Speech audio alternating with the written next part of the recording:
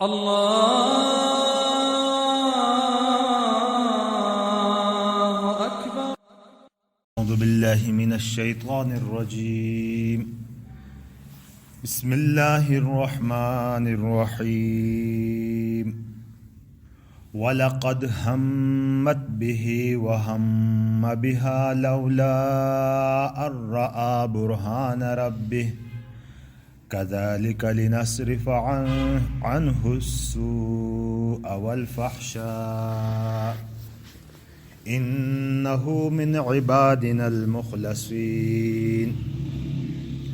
وَاسْتَبَقَ الْبَابَ وَقَدَّتْ قَمِيصَهُ مِنْ دُبُرٍ وَأَلْفَ يَا سَيِّدَهَا لَدَى الْبَابِ قَالَتْ مَا جَزَاءُ مَنْ أَرَادَ بِأَهْلِكَ سُوءًا إِلَّا أَنْ يُسْجَنَ أَوْ عَذَابٌ أَلِيمٌ. قال هي راودتني عن نفسي وشهد شاهد من أهلها إن كان قميصه قد من قبل فصدقت وهو من الكاذبين وإن كان قميصه قد من دبر فكذبت وهو من الصادقين فلما رأى قميصه قد من دبر قال إنه من كيدكن إن كيدكن عظيم يوسف أعرض عن هذا واستغفري لذنبك إنك كنت من الخاطئين. صدق الله العظيم. وَلَقَدْ هَمَّتْ بِهِ، ہم ارادہ کرنا، دل میں خیال آنا، عزم کرنا، ان معنوں میں آتا ہے. وَلَقَدْ هَمَّتْ بِهِ، اور یقیناً اس نے ارادہ پکا کیا اس کا.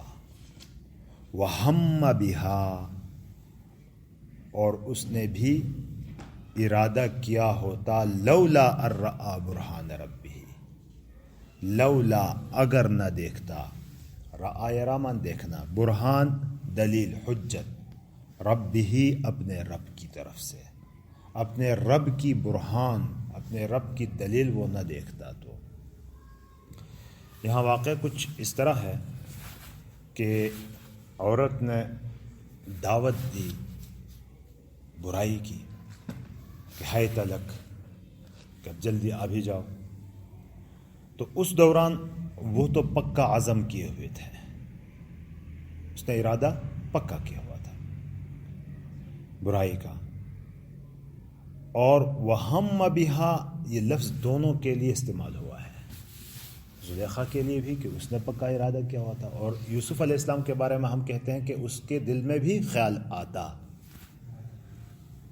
دونوں کا ترجمہ میں ہم فرق کر رہے ہیں.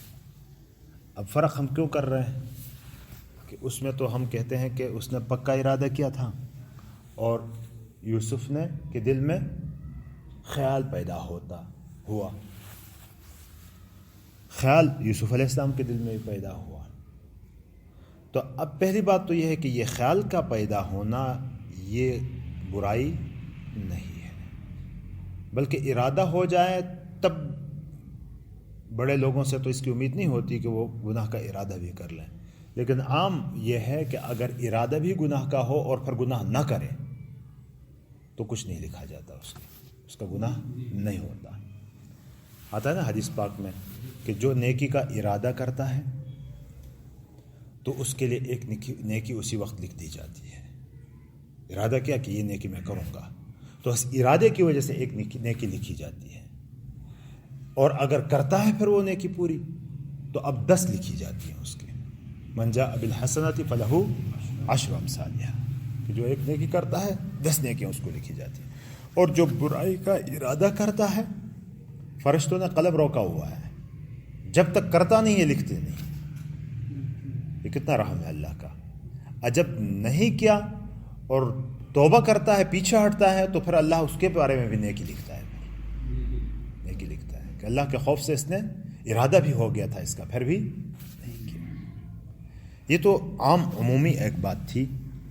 یہاں اس کے لیے حضرت یوسف علیہ السلام کے لیے ہم ترجمہ کرتے ہیں کہ اس کے دل میں بھی خیال پیدا ہوا. حالانکہ یا تو دونوں کے بارے میں ہم کہتے ہیں کہ اس کے دل میں بھی خیال پیدا ہوا، اس کے دل میں بھی خیال پیدا ہوا، یا ہم دونوں کے بارے میں کہتے ہیں اس نے پکا ارادہ کیا، اس نے بھی پکا ارادہ کیا.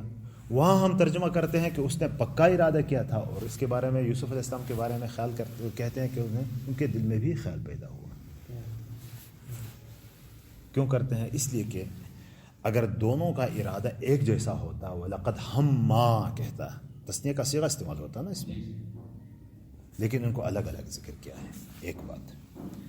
دوسرا یہ ہے کہ ہمت اور ہمت میں لقد تاکید کے لیے لگا، لام اور قد تاکید کے لیے لگے ہوئے ہیں، اور ہم میں ایسا کوئی تاکیدی لفظ نہیں ہے. دو باتیں ہوئی، بات سمجھ میں آ رہی ہے؟ اور تیسرا یہ ہے کہ ان کا واقع پہلی آیت میں گزر چکا ہے اس کا، کہ راودته التي هو في بيتها عن نفسه وغلقت الابواب. اس سے معلوم ہوا تھا کہ اس کا ارادہ پختہ تھا، عورت کا ارادہ پختہ تھا، کیونکہ ایک تو اس کو ورغلا رہی ہے، دعوت دے رہی ہے، دروازے بھی بند کر رہی ہے، پورا ماحول بنا رہی ہے، وہ گندگی کا پورا ماحول وہ بنا رہی ہے، اور پھر کہتی ہے، دعوت بھی دیتی ہے تلک، جلدی آ بھی جاؤ ابھی. اس کے مقابلے میں یوسف علیہ السلام کا کیا عمل ہے؟ معاذ اللہ، اللہ کی توبہ، اللہ کی پناہ، انہ ربی احسن مثوائی انہ لا یفلح الظالمون. تو اس سے معلوم ہوتا ہے کہ اس کا ہم کچھ اور تھا، اس کا ہم کچھ اور ہے. اس کا ہم پختہ تھا، اور اس کا ہم صرف خیال آنے تک کی بات ہے. بتا دیں سر. اور خیال آنا ایسے مولانا اشرف علی تھانوی صاحب رحمۃ اللہ علیہ اس کی مثال دیتے ہیں کہ خیال آنا ایسا ہے کہ جیسے آدمی روزے سے ہو، گرمی کا موسم ہو، پیاس لگی ہو، پانی سامنے آ جائے، خیال تو آ جاتا ہے نا کہ اگر پیتا میں، لیکن پیتا نہیں. یہ خیال آنا کوئی گناہ ہے؟ یہ تو اور بھی ثواب ہے کہ اتنا جذبہ موجود ہے، سب کچھ ہے، لیکن ایک اللہ کے لیے یہ تو ثواب کا کام ہے نا. تو اسی طرح کا خیال پیدا ہوا یوسف علیہ السلام کے دل میں. اب کیا یوسف علیہ السلام کے خیال پیدا ہونا کسی پیغمبر کے دل میں یا کسی بھی، اچھا یہ ایک عام بات ہے کہ ہم کسی نیک آدمی اس کو سمجھتے ہیں کہ جس کے دل میں کوئی خیال ہی نہ پیدا ہو، حالانکہ ایسا نہیں. کامل مرد وہ ہے جس کے اندر ساری چیزیں موجود ہوں، لیکن ان کو کنٹرول صرف اللہ کے لیے کر رہا ہے. اب یہ کامل ہے. وہ ایک آدمی مثلا اندھا ہے، وہ کہتا میں بد نظری نہیں کرتا، تو کون سا کمال ہے؟ اب بد نظری کر بھی نہیں سکتے، اس میں کون سا کمال کی بات ہے؟ ایک بہرا ہے، سن نہیں سکتا کچھ، وہ گانے نہیں سنتا، کہتا ہے میں تو گانے نہیں سنتا. اب کون سے کمال کی بات ہوئی؟ تو سن ہی نہیں سکتا ہے نا. کمال تو اس وقت ہے کہ آپ کے کانوں میں سننے کی صلاحیت پوری موجود ہے، پھر بھی آپ اللہ کی وجہ سے چھوڑ رہے ہیں اس چیز کو. کمال تو یہ ہے کہ آپ کی بینائی ٹھیک ٹھاک ہے، لیکن بد نظری اس لیے نہیں کرتے کہ میرا اللہ ناراض ہوتا ہے اس سے. اب یہ کمال ہے. اس کی بڑی مثالیں ہیں، احادیث میں بھی آتی ہیں، لیکن اس مختصر وقت میں وہ نہیں ہو سکتا. بات یہ ہے کہ ایک پیغمبر کے اندر تو مردانہ طاقت بھی، جوانی کی طاقت بھی، ساری صلاحیتیں کامل موجود ہوتی ہیں، لیکن وہ چھوڑتا کیوں ہے؟ اس لیے ان کا کمال ہے. خیال ان کے دل میں اس لیے پیدا ہوا کہ وہ ایک مرد تھا، ساری طاقتیں اس کے اندر موجود تھی، لیکن وہ صرف خیال تو پیدا ہوا جیسے ایک روزہ دار آدمی سخت گرمی میں پیاسی حالت میں پانی کی طرف جاتا ہے، دماغ اس کے نظر تو خیال تو پیدا ہوتا ہے لیکن پیتا نہیں. تو یہاں سے حضرت یوسف علیہ السلام کی پاک دامنی اور بھی نکھر کے سامنے آتی ہے. کوئی مشکل بات تو نہیں ہے نا یہ. اور اس نے پکا ارادہ کیا تھا، اس عورت نے، ہمت مؤنث کا صیغہ ہے نا، وَهَمَّ بِهَا، اور اس نے بھی اس کا ارادہ، اس کے دل میں بھی اس کا خیال پیدا ہوا. اور ایک ترجمہ وہ میں نے ابھی جو کیا کہتے ہیں وَهَمَّ بِهَا لَوْلَا أَرَى، اس کو اس کے ساتھ ملا کے ترجمہ کرتے ہیں. ایک تو یہ میں نے ترجمہ کیا، اور ایک ترجمہ یہ بھی کیا جاتا ہے کہ وَهَمَّ بِهَا لَوْلَا أَرَى بُرْهَانَ رَبِّهِ، اپنے رب کے برہان کو نہ دیکھتا تو یہ بھی ارادہ کر لیتا، یہ بھی ارادہ کر لیتا. ایک ترجمہ یہ بھی. لیکن یہ احتیاطی ترجمہ ہے کہ کہیں پیغمبر کے شان میں کوئی اس قسم کے نازیبا لفظ اس کی طرف منسوب نہ ہو. حالانکہ وہ نازیبا لفظ نہیں ہے، بلکہ میں تو کہتا ہوں کہ وہی بہت زیادہ زیبا ہے کہ ساری طاقتیں موجود، ماحول گرم، ہر قسم کا وہ موجود، پھر بھی وہ اقدام نہیں کر رہا ہے. تو یہ اس سے میں کہتا ہوں کہ نبی کی شان اور بھی بڑھتی ہے. لولا ارآ برہان ربہ، اگر وہ اپنے رب کی برہان دلیل نہ دیکھتا. اب رب کی برہان کیا ہے؟ تو رب کی برہان یہ ہے کہ اللہ نے اس سے پہلے بھی کہا کہ علم اور حکمت دی تھی، اور اس علم اور حکمت کی وجہ سے اللہ کے احکامات یاد آ گئے کہ یہ تو نازیبا کام ہے، اس چیز کو نہیں کرنا چاہیے. یہی اس کی اچھی صحیح تفسیر ہے. ورنہ اس میں بہت ساری ادھر ادھر کی باتیں لوگوں نے لکھی ہیں جو کسی قوی دلیل کے ساتھ مجھے تو نہیں ملی. مثلا کہا گیا ہے کہ اس دوران یوسف علیہ السلام کے سامنے ایک تصویر آ گئی یعقوب علیہ السلام کی، اور وہ انگلی دبائے یوں بیٹھے تھے پریشانی میں. تو اب یہ چیز دیکھ کر وہ ڈر گیا کہ اچھا یہ کام غلط ہے. اور کسی نے کہا کہ نہیں، یوسف علیہ السلام کے سامنے اس زلیخا کا شوہر عزیز مصر وہ سامنے اس کی تصویر آ گئی، تو اس لیے اس نے چھوڑ دیا.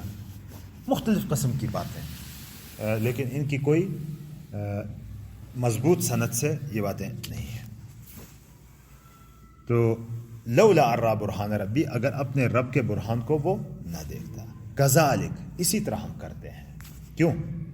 کس طرح؟ یعنی بچاتے ہیں اپنے نبی کو، اسی طرح برہان دکھاتے ہیں، اسی طرح ان کو ہم محفوظ رکھتے ہیں. کیوں؟ لنصرف، تاکہ ہٹائیں عنہ السوء والفحشاء، اس سے برائی اور بے حیائی کو. السوء سے برا کام، الفحشاء جو جنسی معاملات کے ساتھ متعلق برے کام ہے اس کو فحشاء کہا جاتا ہے. اور بعض حضرات نے السوء سے گناہ صغیرہ، الفحشاء سے گناہ کبیرہ مراد لیا ہے کہ اس پیغمبر سے ہم گناہ صغیرہ اور گناہ کبیرہ کو دور رکھیں. اب دیکھو یہاں اللہ رب العزت کیا فرما رہے ہیں. یہ نہیں کہتے کہ یوسف کو ہم دور رکھیں گناہ سے. یوسف تو پیغمبر ہے، وہ خود دور ہے، لیکن گناہ کو بھی اس کے قریب آنے نہیں دیں گے. یہاں نسبت عجیب سی کی ہے نا کہ لنصرف عنہ السوء والفحشاء، سوء اور فحشاء کو اس سے دور رکھیں. یہ نہیں کہا کہ یوسف کو دور رکھیں سوء اور فحشاء سے، دونوں میں فرق ہے نا. تو یہاں بھی اس کی شان بیان کی جا رہی ہے کہ وہ تو ہے ہی پیغمبر، ان چیزوں کی طرف اس کا تو نہیں جاتا، قدم نہیں نکلتا ان چیزوں کی طرف. لیکن یہ برائی کا ماحول جو بنایا گیا، برائی کے جو اسباب مہیا کیے گئے، ان کو بھی ہم اس کو دور رکھنے کے لیے ہم اپنے برہان کو اس کو دکھاتے ہیں، اور اس طرح اس کو ہم بچاتے ہیں. انہ من عبادنا المخلصین، وہ میرے خالص بندوں، مخلص کہتے ہیں وہ جو چنا گیا، منتخب بندوں میں سے ہے. مخلص کہیں گے تو اخلاص کے ساتھ کام کرنے والا، مخلص کہیں گے جو منتخب کیا گیا. اس میں مفعول اور اس میں فاعل کیسے ہے؟ انہ من عبادنا المخلصین، وہ میرے منتخب بندوں میں سے تھا، بندوں میں سے ہے. تو گویا کہ اس سے معلوم یہ ہوا کہ اپنے منتخب بندوں کو اللہ طاقت بھی پوری دیتا ہے اور برائی اور فحشاء کو ان سے دور بھی رکھتا ہے. انبیاء کے معصوم ہونے کی پکی دلیل آ گئی کہ انبیاء معصوم ہوتے ہیں. کیوں؟ اس لیے کہ من عبادنا المخلصین، وہ اس کے مخلص بندوں میں سے ہیں، منتخب بندوں میں سے، اور ان سے ہم فحشاء اور سوء کو دور رکھتے ہیں.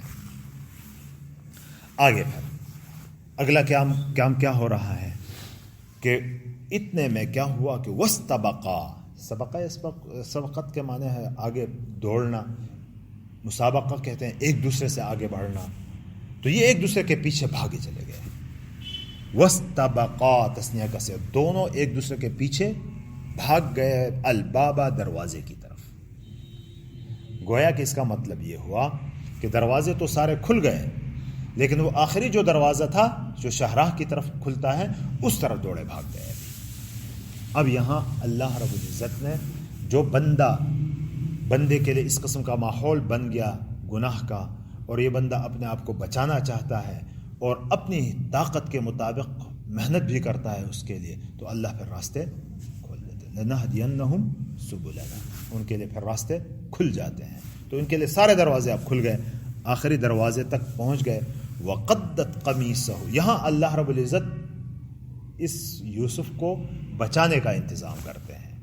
بظاہر دیکھو یوسف علیہ السلام کے پورے واقعے میں بظاہر اس کو بربادی کے اسباب ہو رہے ہیں، لیکن اللہ ان سب میں ان کو بچانے کے اسباب مہیا کر رہے ہیں۔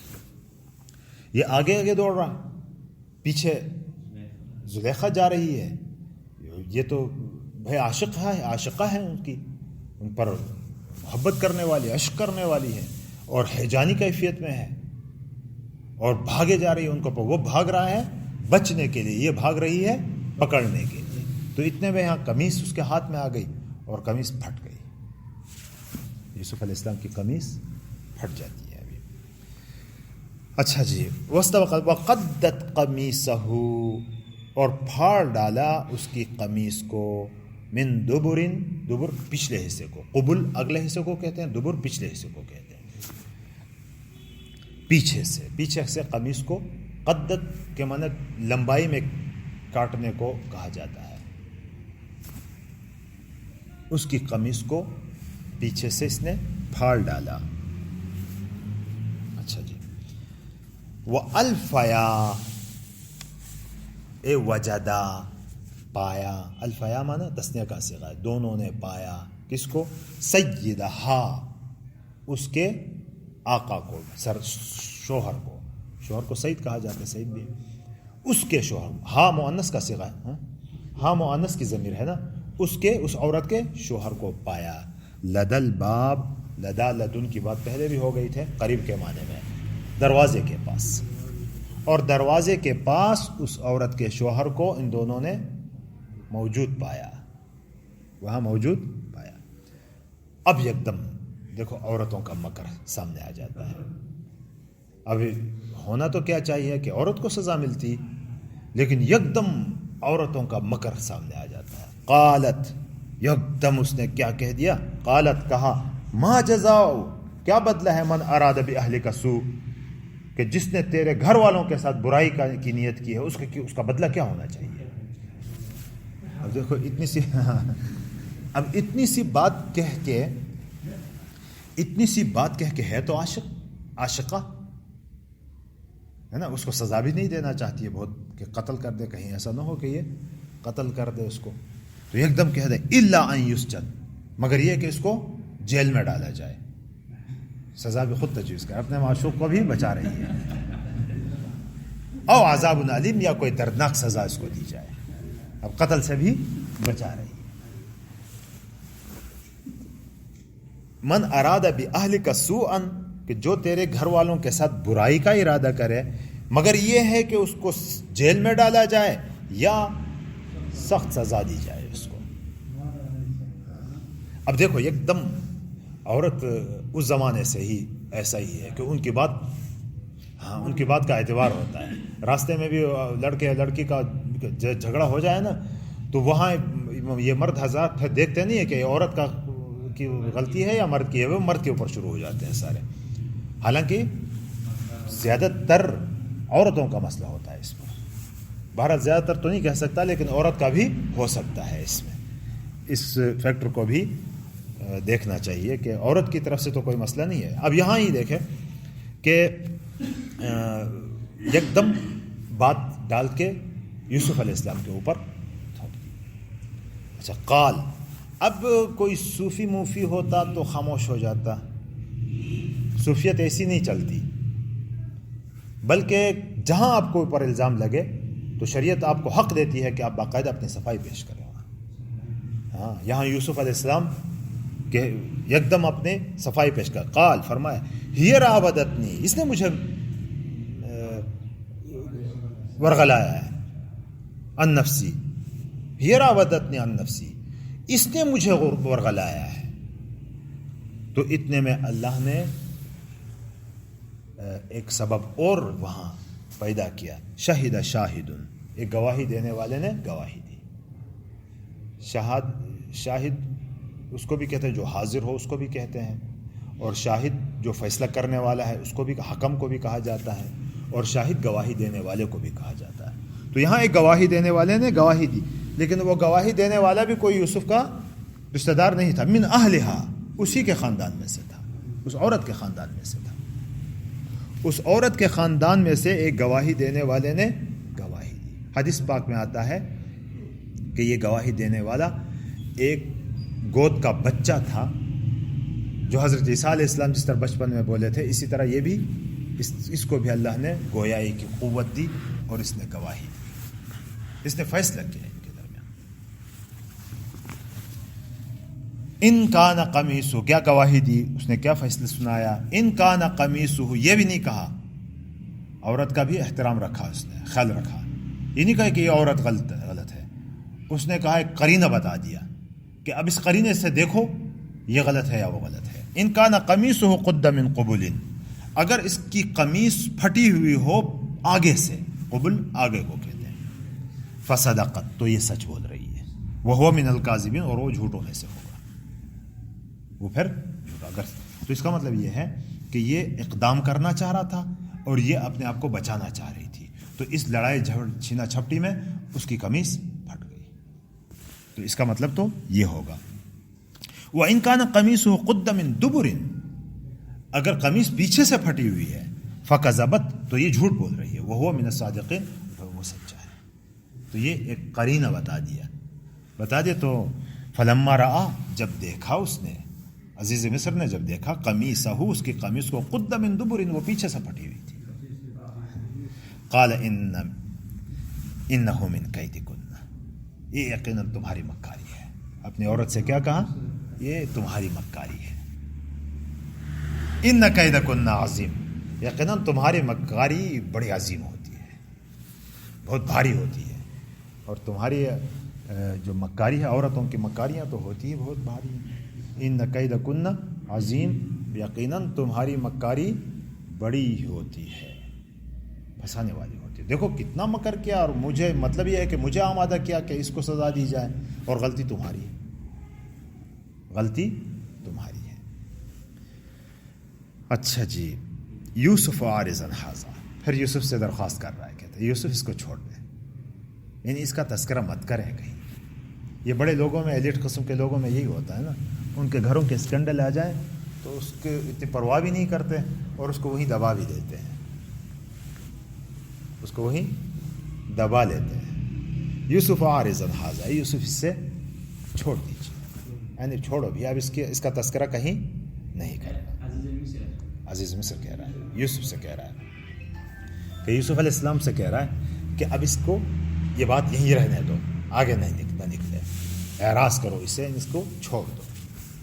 واستغفری، یہ عورت سے کہا جا رہا ہے، صیغہ بھی ایسا ہے نا، اور تم استغفار کرو، لذنبی کی، اپنے گناہ کی معافی مانگو. کس سے معافی مانگے؟ مجھ سے معافی مانگو یا یوسف سے معافی مانگو؟ تم نے الزام جھوٹا لگایا، دونوں ہو سکتے ہیں. واستغفری، اور تم معافی مانگو، لذنبی کی، اپنے گناہ کی. انکی کنتی من الخاطئین، بے شک تو ہی خطا واروں میں سے تھی، بے شک تو ہی خطا کاروں میں سے تھی. اچھا جی. تو یہاں ابھی آپ پڑھ رہے تھے، اس میں ضمائر کا اور صیغوں کے بارے میں یہ ساری چیزیں آ گئی نا اس میں، یہیں سے ڈھونڈ کے استاد کو جواب دے دیں، بس کافی ہیں.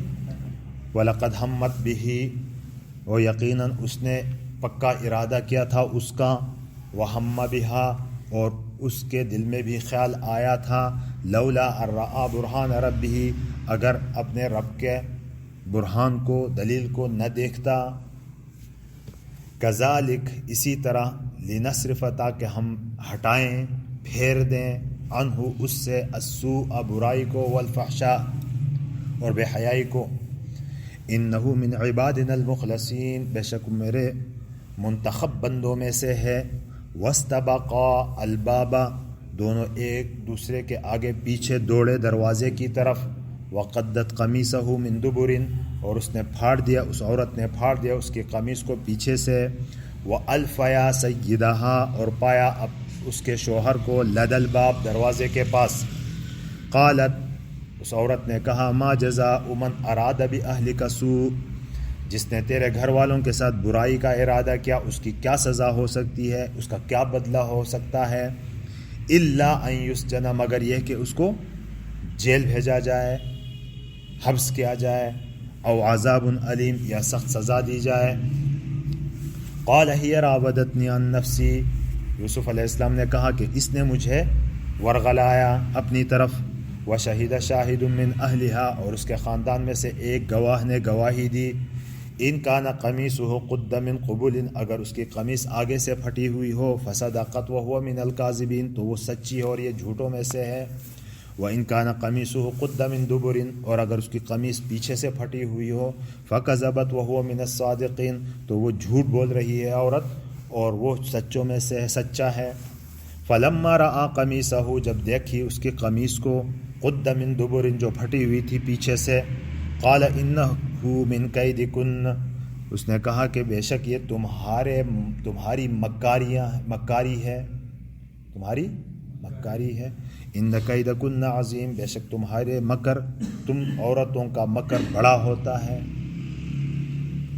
یوسف عارض عن ھذا، یوسف اس سے ذرا کیا کیجئے، اعراض کیجئے، اس کو چھوڑ دیجئے. واستغفری لذنبک، عورت تو اپنی گناہ کی معافی مانگ.